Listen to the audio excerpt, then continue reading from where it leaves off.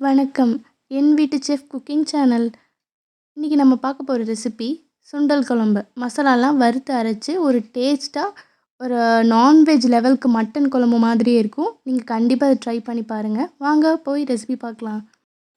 கடாய் லைட்டாக ஹீட் ஆனதும் 1 teaspoon coriander seeds, ஒரு 1/4 டீஸ்பூன் சோம்பு, ஒரு 1/4 டீஸ்பூன் சீரகம், ஒரு 8 to 10 மிளகு, ஒரு 2 கிராம் போட்டுக்கலாம். ஒரு 3 பீஸ் பட்டை சின்ன சின்னதாக இருக்குது, நான் 3 எடுத்திருக்கேன். ஒரு துண்டு வந்துட்டு கல்பாசி ஒரு வாசத்துக்கு, ஒரே ஒரு ஏலக்காய். இதெல்லாம் போட்டு லைட்டாக ட்ரை ரோஸ்ட் பண்ணுறோம். ஒரு 2 மினிட்ஸ் லைட்டாக பண்ணால் போதும், ரொம்பலாம் ட்ரை ரோஸ்ட் பண்ணிடக்கூடாது. அப்புறம் 1/4 டீஸ்பூன் கசகசா எல்லாம் போட்டு ஒன்றா ட்ரை ரோஸ்ட் பண்ணுறோம். லைட்டாக ஆயில் போட்டு ஃப்ரை பண்ணிக்கோங்க. ட்ரை ரோஸ்ட் பண்ண எல்லா இன்க்ரீடியன்ஸும் ஒரு பிளேட்டில் ட்ரான்ஸ்ஃபர் பண்ணிவிட்டு, அதே கடாயில் கொஞ்சமாக எண்ணெய் விட்டு 2 கைப்பிடி சின்ன வெங்காயம் போட்டு கொஞ்சம் வணக்கணும். நல்லா வணக்கிக்கலாம். ரொம்ப ப்ரௌன் ஆகலாம் தேவையில்லை, கொஞ்சம் வணக்கினா போதும். கொஞ்சம் வணக்கின உடனே நம்ம கொஞ்சமாக பூண்டு ஒரு 10 பல் எடுத்துருக்கோம், அது கூட ஒரு 4 துண்டு இஞ்சி எல்லாம் போட்டு கொஞ்சம் கிளறி விட்டுக்கலாம். நல்லா கிளறி விட்டுட்டு, ஒரு மீடியம் சைஸான தக்காளி பொடி பொடியாக குட்டி குட்டியாக கட் பண்ணி வச்சுருக்கேன், அதையும் சேர்த்து கிளறி விட்டுக்கலாம். கொஞ்சம் ஒரு 2 மினிட்ஸ் நல்லா கிளறினா கொஞ்சம் வணங்கிரும்.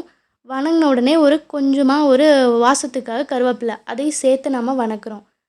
நான் இதுக்கு 4 வரமிளகா எடுத்திருக்கேன். உங்கள் காரத்துக்கு ஏற்ற மாதிரி வரமிளகா பார்த்து எடுத்துக்கோங்க. அதையும் சேர்த்து ஒரு கொஞ்சம் லைட்டாக கிளறி விட்ட உடனே ஒரு 1/4 மூடி தேங்காய் நல்லா துருவி வச்சுருக்கேன், அதையும் சேர்த்து மிக்ஸ் பண்ணிக்கலாம். இது லைட்டாக ஒரே ஒரு கிளறு 2 கிளறு கிளறினா போதும். அடுப்பு ஆஃப் பண்ணிடலாம். அடுப்பு ஆஃப் பண்ணிவிட்டு இது எல்லாத்தையுமே நம்ம ஒரு பிளேட்டில் ட்ரான்ஸ்ஃபர் பண்ணிக்கலாம். ட்ரான்ஸ்ஃபர் பண்ணி ஆறின உடனே நம்ம மிக்ஸி ஜாரில் போட்டு அரைச்சிக்கலாம். இப்போ நம்ம இந்த இன்க்ரீடியன்ஸை நல்லா சாஃப்டாக அரைச்சிட்டு வந்தாச்சு. இதை தனியாக எடுத்து வச்சுக்கலாம்.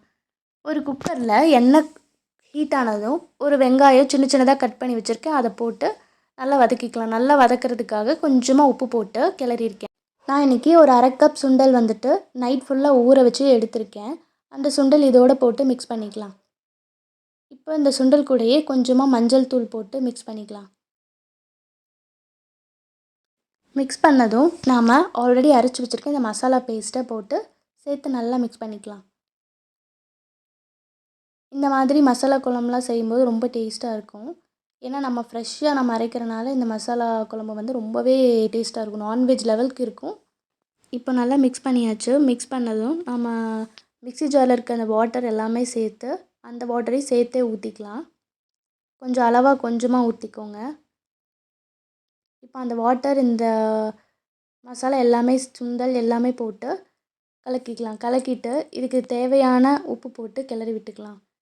இப்போது உப்பு எல்லாம் செக் பண்ணிவிட்டு நம்ம குக்கர் மூடி போட்டு விசில் வைக்கலாம். ஒரு 7 விசில் விட்டிருக்கேன் நான். 7 விசில் விட்டக்கப்புறமா ஓப்பன் பண்ணி பார்க்கலாம். இப்போ சூப்பரான சுண்டல் குழம்பு ரெடி ஆயிடுச்சு. பாருங்கள், இப்போ கொஞ்சம் எண்ணெய் பிரிஞ்சு பார்க்கவே ரொம்ப சூப்பராக இருக்குது. இப்போ நாம் பாருங்கள், கரண்டி விட்டு காட்டுறேன். இப்போ சூப்பராக அது கிரேவி மாதிரியே இருக்குது. இது ரைஸ்க்கு எல்லாத்துக்குமே ரொம்ப டேஸ்ட்டாக இருக்கும். இப்போ கொஞ்சமாக கொத்தமல்லி தழை போட்டு அதையும் மிக்ஸ் பண்ணிக்கலாம். இப்போ இந்த சுண்டல் குழம்பு மட்டன் குழம்பு லெவலுக்கு டேஸ்ட்டாக இருக்கும். நீங்களும் இந்த சுண்டல் குழம்ப ட்ரை பண்ணி பாருங்கள், ரொம்பவே நல்லாயிருக்கும்.